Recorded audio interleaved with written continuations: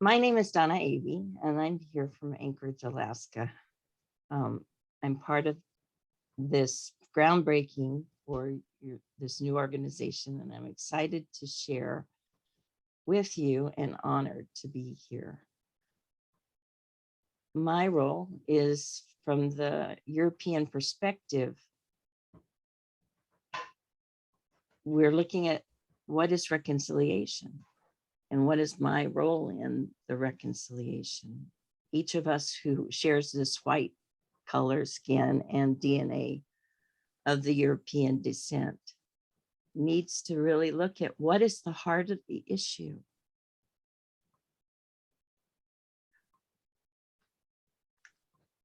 We are the ones with the white skin who were the people who brought this problem upon humanity and this problem into America. I was raised in the South and in Texas, and in Texas, the Ku Klux Klan was very real. Many of my neighbors, no one likes to say, well, so were my parents and my grandparents, and maybe myself too, were rednecks and bigots who couldn't see beyond their own biases and their prejudices. And in my heart, I always felt so much pain about that. And inwardly, I would cry out, this is wrong. And I learned that we can't look at each other for what separates us, like the color of our skin, but we must look at what is our common ground, and that is our humanity. We share the same God, and we need to be able to stand in that truth, that it's not the color of skin that we have. We can't control that. We don't choose it. It's given to us from birth. But it's that we have the same humanity. We have the same God, the same creation, the same sense of family. And we are living in the United States of America at this time. What we do, what we think, what we say needs to be in alignment with God's heart and will, so we can make God one family again. But I don't know how to reconcile the past. Do you? Surely we must find a way to reconcile the past.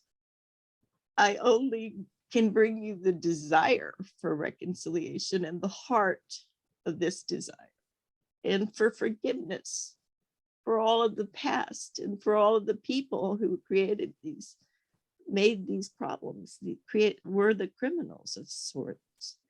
And we've had leaders in the past. We've had Martin Luther King. We have people today like Mother Moon, Dr. Hak Ja Han Moon, and her husband, who passed away, who stand before us to say, we must do what's right before God. And Martin Luther King paid the price with his life. I asked myself, am I willing to pay the price with my life? What can I do?